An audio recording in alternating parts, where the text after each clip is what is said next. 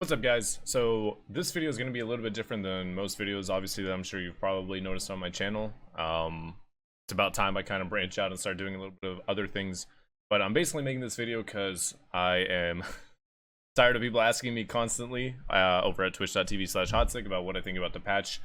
Not that I don't like answering the questions, it's just, you know, I hear it like literally 100 times an hour. So this video is kind of addressing a bit of a preview of the patch, because I wanted to do a video where I previewed the patch and then get that out immediately before I even actually played it, but did a bit of a pre-patch analysis on my stream. I'm going to throw that in here as well, but the rest of this video is also going to be an actual, now that I've gotten to play it a couple days, an actual, hey, this is what I actually think about it, and I'm going to go through every single change and kind of talk about it. So the next part of the video is going to be before I ever even touched the game, when I was just downloading and patching.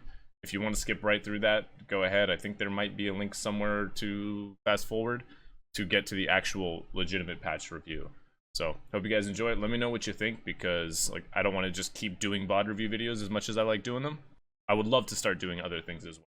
So let me know what you guys think about it.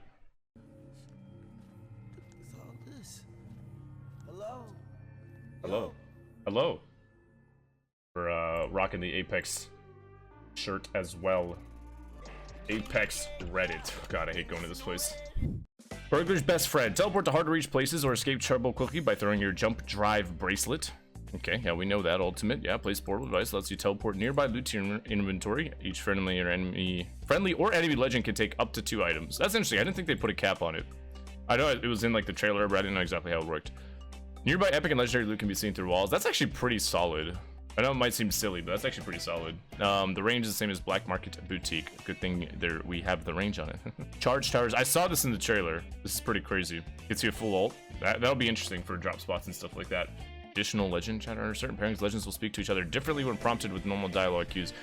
Oh, okay. I was wondering how this is gonna work, since like this is like the first like massive rivalry.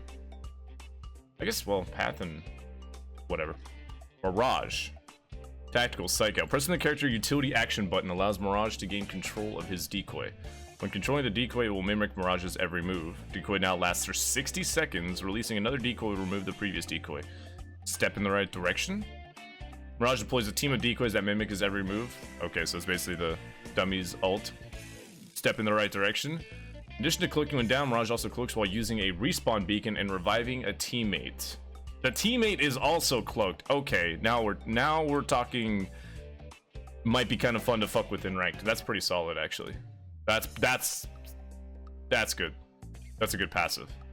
Because like, in the end, Mirage was just sucked dick because of his passive. Like literally, he was just fucking hot trash because of it. Path got fucked. Uh-oh. Bloodhound. Tactical the eye follower. Increased sonar detection from 3 to 4 seconds. Decreased cooldown. That's good. I saw like his Q changes were good, but they still weren't enough. Back drone can now ping banners while in drone to warn teammates of nearby squads. Oh, like the banners around like the map. That's nice quality of life. Increase lifeline bin ratio to 20%, whatever that means. Remove knockdown shields from secret compartment loophole. That's actually nice because that shit was annoying. Damn, that's all lifeline gets? What's bin ratio? Oh, her blue bin spawn ratio. That's all she gets, man. I was still hoping for like, give me something that makes her like a holy shit, dude. It's lifeline. You know what I mean? Like, what the? This is a bit of an experiment. We'll be keeping an eye out to make sure this change doesn't cause any degenerate player behavior. I don't like that. Anytime the developers themselves have to preface a change like with that. Friendly gas no longer slows teammates. Holy fuck. Caustic traps are no longer triggered from the other side of a door. That's a decent nerf, actually. Kind of, actually. It's a nerf because now IPN, Caustic fucking Master here, can talk about it. This is obviously a nerf because I think at least because you actually have the ability to destroy traps. I'm guessing potentially, maybe not. It depends how it plays. But this is fucking insane. I don't know about this one, dude. I think he was fine with the gas slowing teammates, if I'm being completely honest. I don't know about this one. I don't think that needed to happen. Octane. First step in pushing to more team utility for Octane. Bro, that's... Okay, that's fine. At least they prefaced it with, we have more updates planned, but they didn't make the cutoffs for this patch. At least they said that, because I was gonna say, like, it's not the cooldown, it's the actual ult itself that just sucks. Or sorry, as the my caster friends have taught me to say, not optimal, not quite ideal. Internal data shows that Gibraltar's performance in individual fights is in a good place, but we want to bring down his power a bit in team fights. Reduce dome shield duration from 18 seconds to 12 seconds. Very big.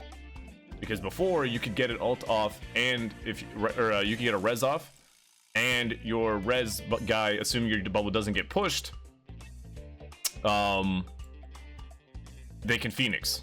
Now, with this timing, them popping a Phoenix, the Phoenix is probably going to run out, or the dome is going to run out like right by the time the Phoenix would finish, and now then you have a little bit more to go. So you have to resort to popping a bat immediately if you want to make full use of the dome. So that's a good change, because like I said, that's big. Rezzing somebody immediately and having them able to Phoenix is pretty massive. That's a good change. Pathfinder. Cooldown for grappling hook has been What?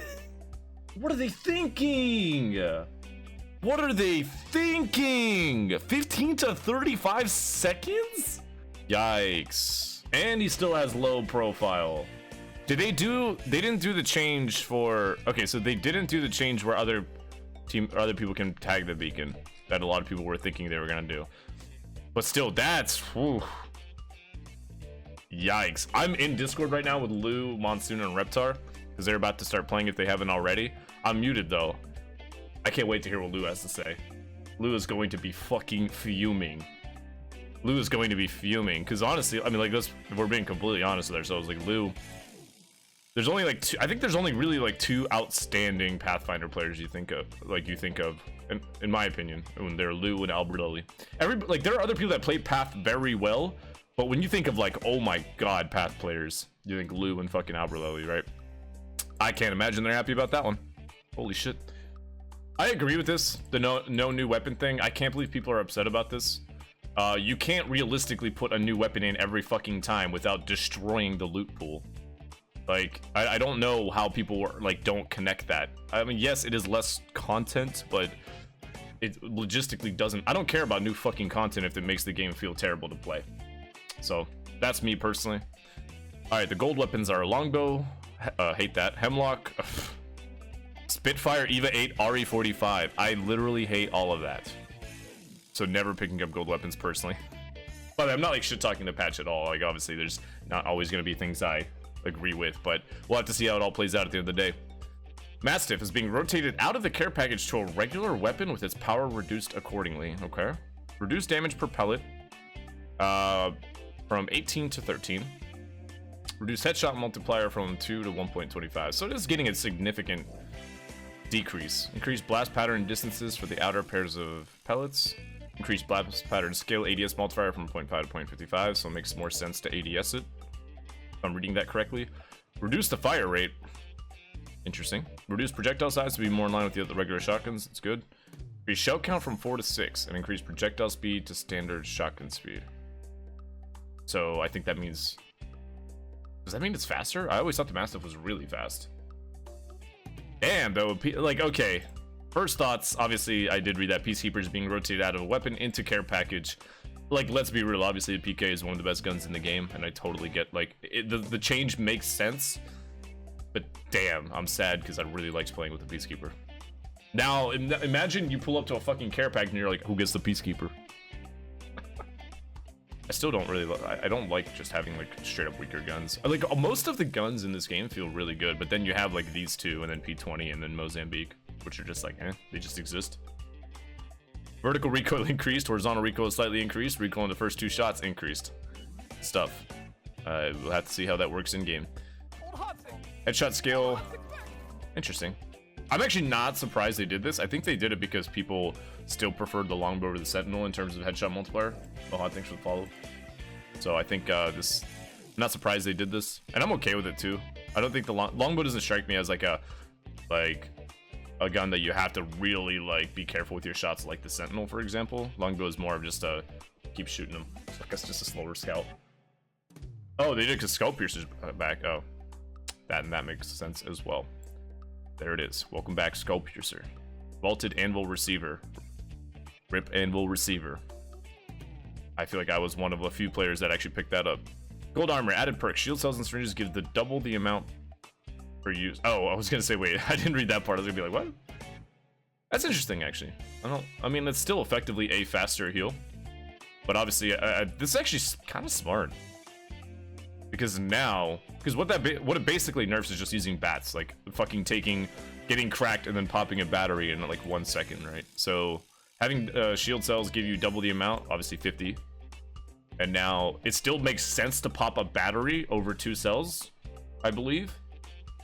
But now, if you take like maybe like 75 damage or even 50, just popping 1 cell is actually pretty big. It'll give you like a lot of value. Interesting change. I think a lot of people are probably going to be happy that the 50% heal speed is out. Overall, the Deathbox UI to compartmentalize loot better so you can find what you need faster. Interesting. I'm excited for that because I feel like looting in this game is always kind of like whack and they always fuck with it. You're doing connecting banners, yeah. Add a voiceover for pinging enemies who are reviving. Favorite option now available. Oh, that's actually big. Now that I think about it. So like when you go down, even like in pubs, when you go down and you're like frantically pinging somebody that's rezzing their teammates, that's pretty nice for pub play at least. Favorite option now available for weapon skins. Nice, I like that. Observer highlights for tournament matches. Nice. Remove location-based weekly challenges. Yes. Optimize CPU usage. Poggers. We're excited to announce that the start of season 5 will be adding Apex servers to the Middle East as we look to further support our fans in the region. Yeah, that's nice for them. Let's go. Alright, so I mean, first look. Not sure crypto will be meta like a lot of people were thinking. My first instinct is not enough changes to fuck up the meta. Maybe Pathfinder is pushed out by some teams. I could still see a lot of teams running Pathfinder though. But overall, I don't think it's gonna change the meta all that much. Caustic might be pushed up actually, because this is fucking big. Caustic might be a big one now. You might see a lot more of that. I don't think you'll see Mirages. Mirage seems decent in ranked now. Yeah, overall, like, I'm hoping there's more that comes because, like, same thing with season 4. All I wanted to see was newer, like, more, like, I want them to seriously shake up how a lot of legends work. Like, give me what Mirage got, but to everybody else. You think Loba has a spot in comp? We'll have to see. My big thing that worries me is, like, you know, a lot of people are like, oh, she has that teleport, it's busted. Whereas it is good, you're not going to be using, from what I've seen, at least from just the videos, you're not going to be using that shit to gank people. Because from what I've seen, like, both the throwing animation is pretty long and the teleporting animation is pretty long, right? You're not going to, like, teleport behind someone like Sombra or what, whip out your piece and just fucking blast them, right? She does this little shit with her hands and then you actually pull the gun out. So, I don't know. I have heard that her ult is really good. Like, really good. I could see that being useful in comp, but at the end of the day, anybody that you take out of these current team comps that exist, you know, it's all, like, if you think about it, at least for me, if you think about it in numbers and percentages, for me, that's how usually I think about team comps. Like, I tend to think of, like, you know, what would be the scenario over, you know, this team comp over 100 games played?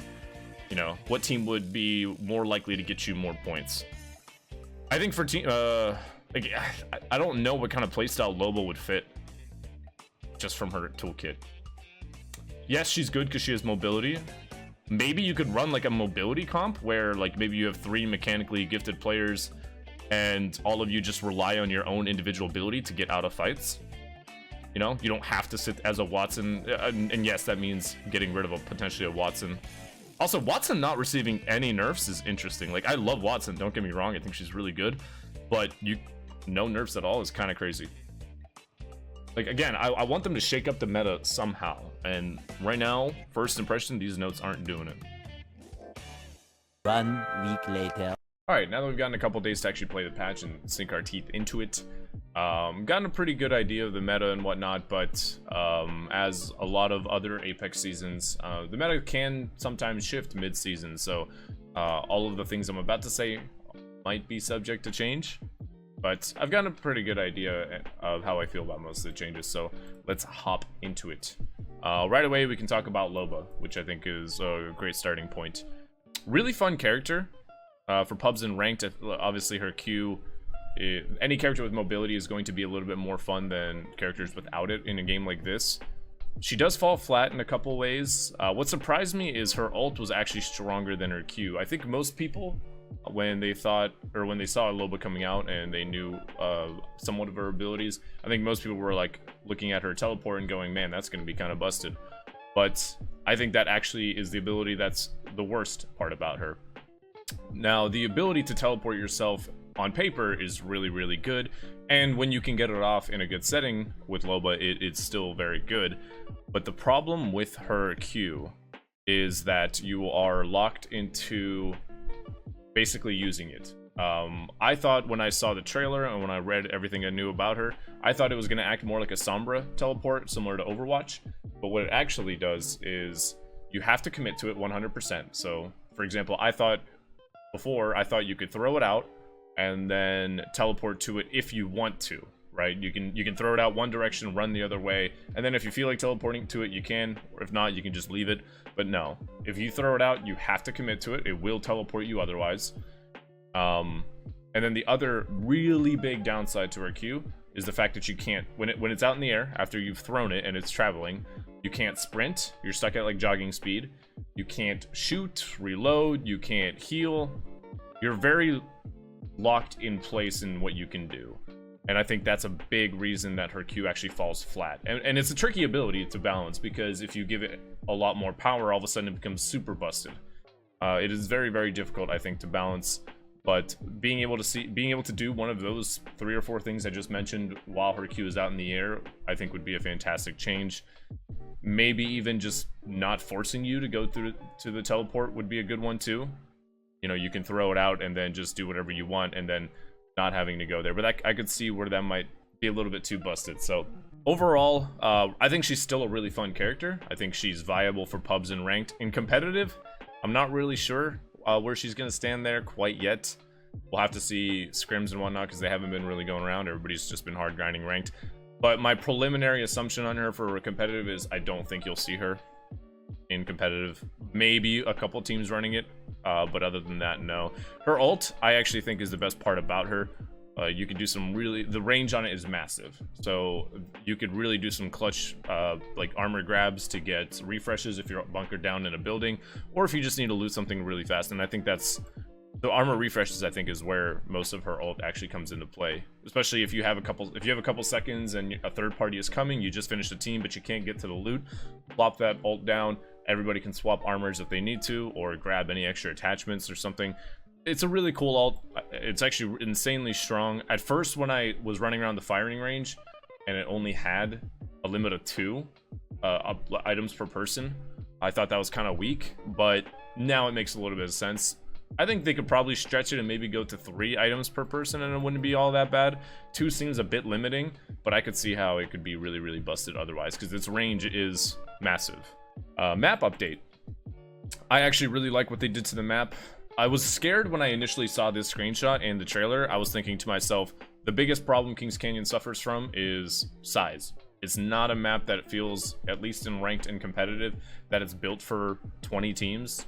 So I thought getting rid of Thunderdome and Skulltown in that little area down here as well could be a bit of a yikes. But honestly, hats off to Respawn. They pulled it off really well. The new areas, Capacitor and Rig, they opened up that area of the map immensely. It used to just be like mountains and chokes. Now it's just really big POIs, and I think they fit the map really well. On top of the map, I know people's stories and experiences differ. For me, it actually feels a lot smoother than it did before.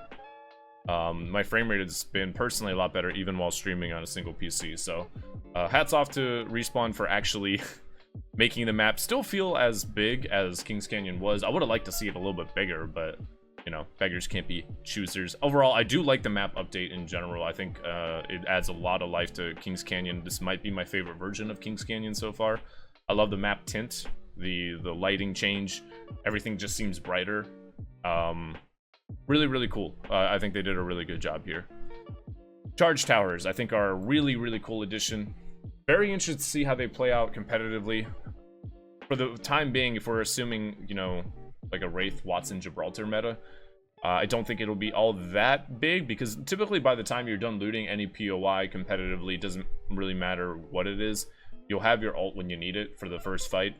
It will be interesting to see teams maybe hot drop or like split areas and then grab ults, like getting an early Gibraltar ult, for example, could be a pretty big fight deciding factor. The one thing that does, and I'm sure it interests most people, is I believe Capacitor has 2, maybe 3 charge towers total. If a team got Capacitor all to themselves, say a really strong team bullied every other team off Capacitor with a Lifeline. I think a lot of people are interested to see if anyone picks Lifeline and chooses to play off charge towers because they can get easy ults. You could leave, I believe, Capacitor with probably 3 to 4 Lifeline packages already called down. Again, that'll slow your rotation though, so it's a bit of a risk reward. But if you can guarantee, especially on Kings Canyon with loot being a little worse than World's Edge, if you can guarantee your team dropping and leaving their first POI with at least blues and above, that's not bad. It's not bad. You will suffer a little bit more to the mid-late game, but it would be interesting to see. At least, if anything, it's a viable strat for ranked, at least. We got Karen Bangalore. Reconnect is a big one. I wanted to get footage of me actually reconnecting in a game. It was actually massive. I'd have to go back through my clips, but it was like a 17-hour long stream. But anyways, you'll just have to believe me. My team was running as 3 down near Salvage or X Skulltown, and all 3 of us just got kicked out of the server immediately. But we clicked right back in and we connected within 10 seconds. We were right back in the match like nothing ever happened. Really, really nice to see the Reconnect feature, man. This is going to be massive for competitive play, and I'm really excited. I mean, crashes and disconnects still should be fixed, though. You know, imagine, you know, crashing mid-fight or something. That's still going to be really tilting. But the fact that a player doesn't just crash in the dropship now, and their competitive tournament is completely screwed because of it, is really nice. This is a long time coming, and I'm so glad it's here. And I think it's one of the things that's overlooked. Season 5 so far, I almost said 4. Season 5 so far does have a lot of problems, and I'm definitely not going to shy away from talking about them. But I feel like those problems are overshadowing a lot of the big highlights of this season, and I think the Reconnect feature is a massive one. So hats off to Respawn.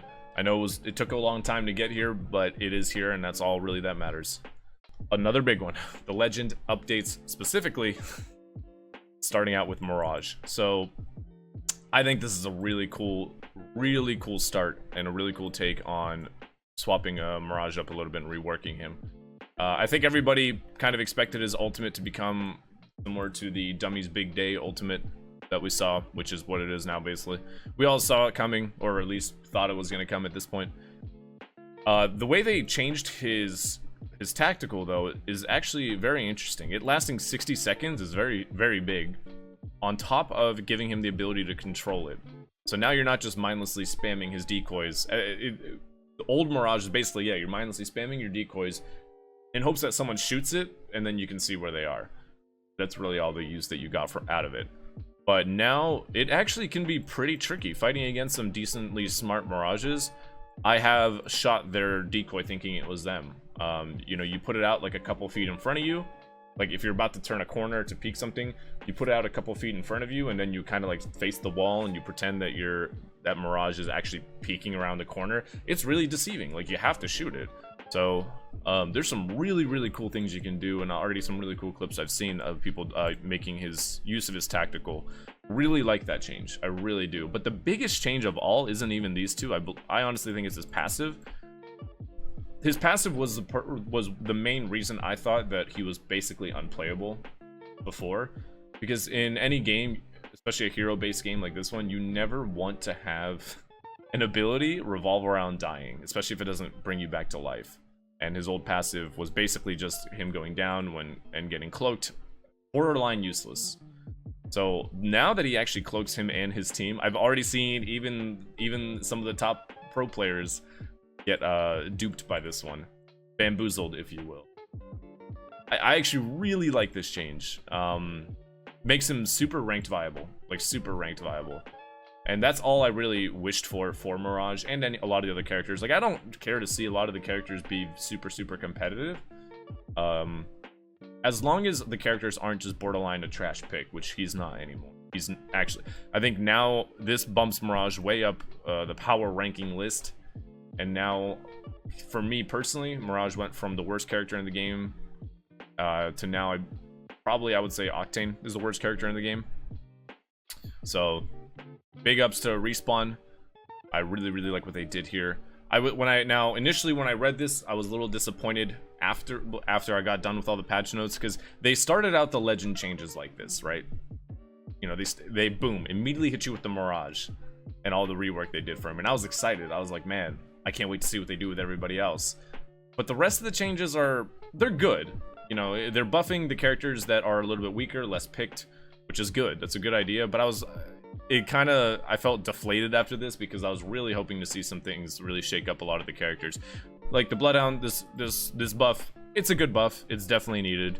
But I was hoping for a little bit more, maybe. I don't think Bloodhound even needs reworked all that much.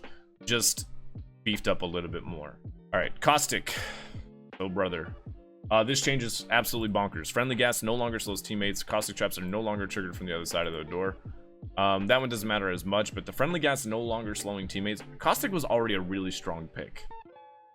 The only reason people didn't play him is because it was just annoying to feel like everybody was cheating because of how big of a hitbox you had. Anybody could hit you.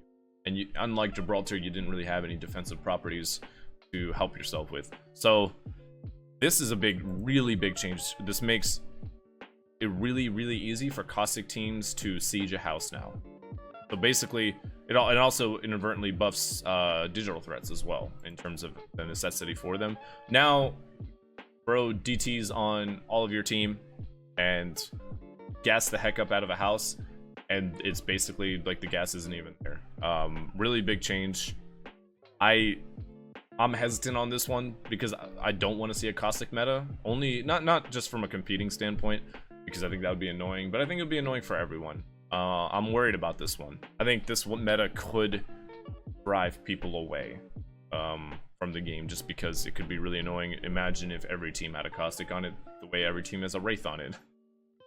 That's not an Apex Legends I want to be a part of personally. I probably still will be, but it's a really annoying change. But now begs the question, now that he is strong and people are picking him, one of the things a lot of the I know the pro community is trying to vie for right now is, why do his traps not get eaten by Watson ult? If you throw a Caustic barrel into a building, Watson ult doesn't stop it. And I believe that's the only like thrown or projectile thing in the game that it doesn't actually stop. So that would be a nice change, and I believe the devs also answered to that and said that they are looking into doing that. Octane. Can't talk too much about this one because apparently they have, in the designer note here, they say they have a lot more coming for Octane. They do have a change they want to actually implement with him further in the next content patch, and that's fine because this is definitely one of the characters I wanted to see reworked, at least a little bit similar to the Mirage rework. Mainly because I think Octane is actually one of the most fun characters in the game, but he's just really bad. Like straight up, it's if you're playing ranked and someone on your team is picking Caustic, Octane, they're absolutely trolling. And yeah, send that to your friend send that clip, that tidbit right there to your friend that likes to pick Octane. He's trolling, 100%. Gibraltar might not seem like the biggest nerf, but it actually is. I should probably read it like a good YouTube. Reduce dome shield duration from 18 seconds to 12 seconds. So it doesn't seem like the craziest nerf, and I don't think Gibraltar needs to be nerfed to the ground. I kind of actually like, I'm in the boat that I guess not a lot of people are in. I kind of like the fact that Gibraltar is strong. Yes, he does a lot of things that other champions also do, legends, whatever, like lifeline, basically just a bigger lifeline. But he makes games and third parties much more feasible if you have a Gibraltar on your team. This is why when people start complaining about third parties, like, yes, third parties, especially on Kings Canyon, are rampant, but sometimes I ask people, or the people I'm playing with, like, hey, maybe we should just play Gibraltar instead, because Gibraltar is really good for mitigating third parties. So I don't want to see him nerfed to the ground personally. I think he actually is pretty healthy for the game, but this is a pretty big change. 6 seconds, 12 seconds is still a long time, but the big timing that this actually alters is when one of your teammates goes down, you can no longer just throw a dome shield on him, res him, and then have them pop a Phoenix all within the same dome. There's not enough time left for that. So it basically screws over that timing. So now when you pick up your teammate, they have to commit to either a battery or a med kit. That's all they'll have time for. So again, it might not seem like the biggest change, but it definitely nerfs Gibraltar's ability to reset a fight before you can even close the distance. Because in World's Edge, for example, there's a lot of times you might get a knock at long distance because of all the open sight lines and the range. It's by the time you're closing that gap, most of the times Gibraltars can just pick their dude up, they Phoenix kit all in the same bubble, and you can't do anything about it. Now they can't do that anymore. Again, they can only do a med kit or a battery, so it actually destroys that timing, which is a very smart change. I don't know if that's what they were intending on, if that's what they were trying to stop, but it nerfs Gibraltar's ability to reset a fight when they are already at a major disadvantage. So good change. I think overall good change on Gibraltar. Now this is the big one. Pathfinder. The cooldown for grappling hook has been increased from 15 seconds to 35 seconds. Chill got shot and he's doing just fine for right now. I'm alright, y'all. They shot me, but I ain't dead, homie. I mean, you didn't even have to play the patch to know that that was gonna feel bad. This is tricky. The reason I think it's so... I don't envy Respawn when it comes to balancing is... Let's be real, Pathfinder was strong. His ability to move around the map was unparalleled. And some would argue, well, that's okay. I mean, that's what he's good at, right? That's what he should be doing. True, you're not wrong, but Pathfinder was, I think, I'm not necessarily against nerfing his grapple. This does seem a little too harsh, in my opinion, for sure. They are over doubling the cooldown from 15 to 35. But the biggest thing is, I feel like now, because now you basically only get one grapple a fight, more or less. So I think if anything, they should have at least taken off low profile. I think he's like the third largest character in the game, maybe fourth. I don't know how him and Revenant stand up together. I think Revenant's taller, but Pathfinder has a wider hitbox, but I could be wrong on that. But regardless, he's one of the biggest characters in the game, and he still has low profile. I don't really understand that at all, especially now that he can't maneuver as well as he used to be able to. I really think if they're going to keep this the way it is, I really think they need to take off low profile, because you just gutted one of the most fun characters in the game. And that's why I don't envy Respawn, because let's be real, Wraith and Pathfinder were two of the most picked, probably the two most picked characters in the game. And it's hard to nerf fan favorite characters like that. I don't envy that position, because you know they're obviously strong, but you know anytime you nerf a character that everybody loves to play, you're gonna be hit with some critical backlash. This one I think is a little deserved. This one's again a bit overboard. I would have been okay with this if they at least took low profile off, because low profile, it's so hard to take 1v1s as a Pathfinder against like a Wraith. Yes, she also has low profile, but she's also like half your size. But anyways, hopefully they show some love to our boy Path in the next content patch. All right, another hot topic of the patch: Peacekeeper being taken out of the normal loot pool and then Mastiff being thrown in. I get a lot of questions. What do I think about the Mastiff and PK change? So this is where we answer all of it. I'm initially, my thoughts were I was sad that the Peacekeeper's gone. The Peacekeeper, let's be real, it's a gun that you would literally be caught dead without it. If you're fighting somebody that has a Peacekeeper and you don't have one, assuming they're not complete bots and miss every single shot, you probably lose that fight. It was obvious that the Peacekeeper is really strong. The only reason it makes me a bit sad is because the Peacekeeper is a fun weapon to use. Like, it felt good hitting somebody for 120 and downing them, and like making clutch plays with the Peacekeeper where normally you would probably be dead. Like, it's a really good gun. It just feels good to use.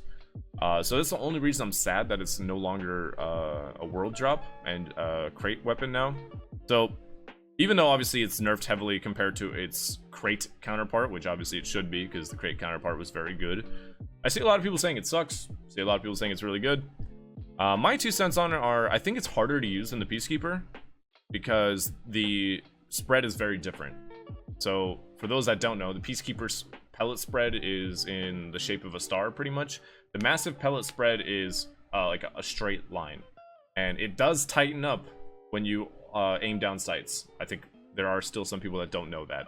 So if you're out there and you're constantly hip firing the Mastiff and you're wondering why you're hitting like 20s or 30s or whatever the number is, start trying to ADS, because it actually tightens the spread. So you are going to be hitting a lot more accurately. I don't know if the Mastiff is... I still haven't decided if it's stronger. I don't think it's as strong as the PK was, because the PK hits for 120. I think the Mastiff, it can hit for like 100 something. I saw, I think, Hal get one tapped the other day by it getting hit for 112. So it can hit for a lot, but I think it's a harder gun to use, which I think is why some people are saying, oh, the Mastiff's trash. I think it's harder to use than the PK, because it's harder to get, because the spread is horizontal. It's not like in a star where it's kind of like clumped vertically and horizontally. It's straight horizontal, so you have to hit a very perfect shot in order to get that max damage. So I think it's a much higher skill ceiling weapon than the Peacekeeper, which makes it a little bit harder to use. But I think it's almost as strong as the Peacekeeper, the old Peacekeeper was. If not, maybe even better, because it does have 6 shots. You know, you always have to take that into account with shotguns. It does have 6 shots. So I do think it's really good. I think it changes the game up enough. And I talked to a couple of other pros about this. I think it changes the game up enough to the point where you don't feel like you lose a fight if you don't have a Mastiff. Obviously, it's still kind of like the go-to shotgun for a lot of people right now, but it's not that feeling of dread when you're pushing a fight with a team that has 3 Peacekeepers and you don't have a single one. I don't think that feeling is there as much, because it's easier to choke with the Mastiff. But overall, I like it just for that sole reason that you don't feel like you lose a fight if you don't have one, just by default. So that's like the main overarching point of this whole Mastiff versus Peacekeeper thing. Who knows, my opinion might change as I get better with it, or as my opponents do down the line. So we'll see. But for now, after playing with it a couple days, I think it's a healthy change. I think it allows you to, it doesn't mean you have to have a Peacekeeper now or a Mastiff. Obviously the Peacekeeper in the crate is really freaking strong now, so if you find one, you better pick it up. Havoc, nothing more needs to be said other than it wasn't nerfed enough. Anytime you nerf recoil, unless you make it completely unusable in terms of recoil control, the best of the best are always going to adjust to it, and over time most of the players will adjust to it as well. I want to see a headshot multiplier nerf, and I want to see just a damage nerf in general. The gun has 32 rounds without a mag, because it has no mags, so it's already really strong. Why give it insane damage? I believe 2 headshots can hit for like 64. 2 shots. Yeah, because I think it's 17 body, 34 head, 64. Yeah, it's like, that's just a 2 times headshot multiplier is too much for the Havoc. The damage in general just needs to be nerfed on this gun. I'm fine with the 32 mags or 32 round mag, but I'm pretty sure it has more. It does more damage than an R3, and it has more bullets than a fully kitted R3. So it's obviously the caveat is supposed to be, oh well, it should be a little bit harder to hit, but it's really not. This recoil nerf was not good enough. Longbow and Wingman. Skullpiercer is back. I love it and hate it, and the only reason I hate it is because I think it nerfs the Wingman on average. The Longbow, I don't see a need to pick up a long. If both have Skullpiercer, I don't see a need to pick up a Longbow when you have the Wingman. The Wingman literally headshots for more. I think the only reason you pick up a Longbow is if you're good at headshotting. Obviously, you can get more shots on it with a 4 to 8 than a Wingman with a 1x, but still, I think Longbow is still a lower tier weapon, lower tier sniper, which I actually wanted to talk about because I don't think it's actually in the patch notes anywhere, or at least I don't remember it. But Sentinel now takes 2 cells instead of a battery, and that's actually a really big change. I think you might start seeing people use the Sentinel a little bit more. Well, you'll definitely see people use Sentinel a little bit more once people understand, because I don't think a lot of people know that's actually a change. But I always liked the charge up mechanic of the Sentinel. I think its biggest drawback was that it took a battery, the most useful, precious resource in all of Apex. You had to devour into your Sentinel to actually use the charge up mechanic. So now that it costs 2 cells, it's actually like that's a really solid change. I really like that they put that in. I haven't gotten to mess around with it too much on my own, but I'm certainly going to be using the Sentinel a lot more personally this season. But the reason I love and hate the Wingman Skullpiercer is it nerfs the Wingman on average. And what I mean by that is, so right here you see the headshot skill was reduced from 2.1 to 2.0. The reason they do that is because they have the Skullpiercer now, which gives you more headshot damage. So if you don't find a Skullpiercer, which is very likely, it is a gold attachment, it's not likely you will find it every single game. Obviously the wingman is just straight up nerfed. If you do find it, it's better. But that's where I think the nerf is, and that's why I say on average, is because over the course of time, like I said, you won't find it every single game. So, but it does feel really freaking good to use. Like the noise it makes, the damage it does, like it feels really good to use with the Skullpiercer. But it does nerf it on average, I think, at least. Vaulted Anvil Receiver, I think the only person that is upset about that is Nocturnal. I actually liked Anvils personally because I run 3x on a lot of those rifles, but that's just me. Gold Armor, this is a massive change, and thank goodness, because it's actually a really, really smart one. I really was impressed with this one, and it feels really good in-game as well. And like I said, now all of a sudden it shot Lifeline from being the worst person to put a gold armor on to being the best person. Reason being because she heals faster, so now she has kind of pseudo like old gold armor and new gold armor. So added perk, yeah, shield cells and syringes now give double the amount per use, and it's definitely a big change to the syringes because syringes take way longer to pop than shield cells, so you actually get so much value out of a syringe now. It's kind of crazy.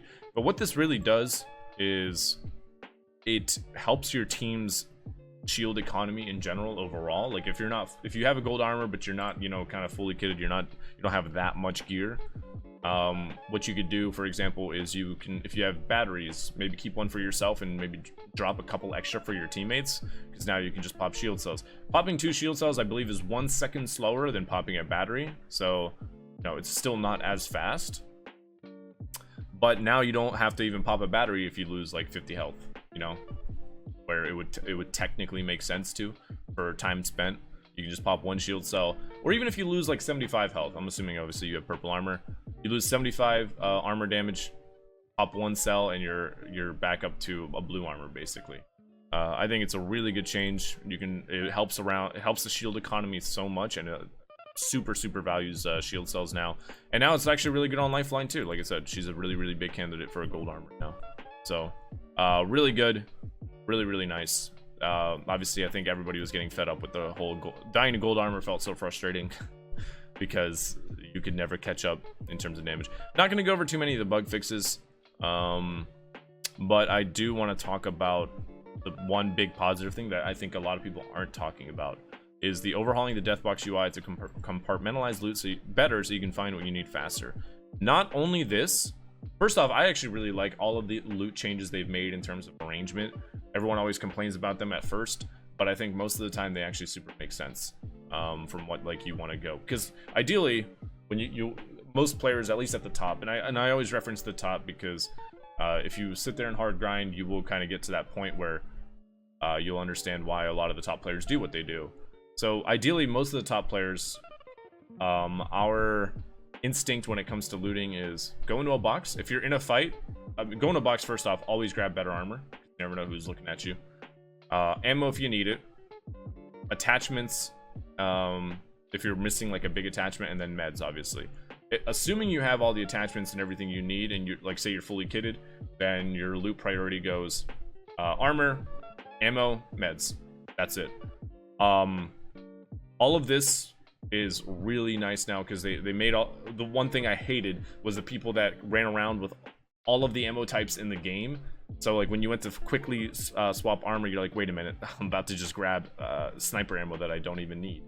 So having them put all of the sniper ammo, or all the ammo in general, in one nice little line, making everything a little bit smaller so more can fit on the screen. Like I think I personally love it. I think it's really good. I think once everybody gets used to it, they'll find that it's a way better system. But the biggest thing I want to talk about, because I'm not sure if it's actually mentioned here in this patch at all, is I don't know what they did to it, but looting in general feels so much smoother than it did in terms of actually looting something from the box. If you're playing on like your local servers, it feels like the item actually hits your inventory before you even click on it. Like that's how fast it feels. And I believe, and I tested a couple games on EU as well. I ping a little bit better than most people to EU from America. I get like 88 ping to like 90. So, but the biggest thing I hated was still the looting. You would click and you'd have to wait like a quarter of a second for it to appear in your inventory, and then you can't speed loot when you play on high ping in this game. It's just not possible. Same with like dropping something from your inventory.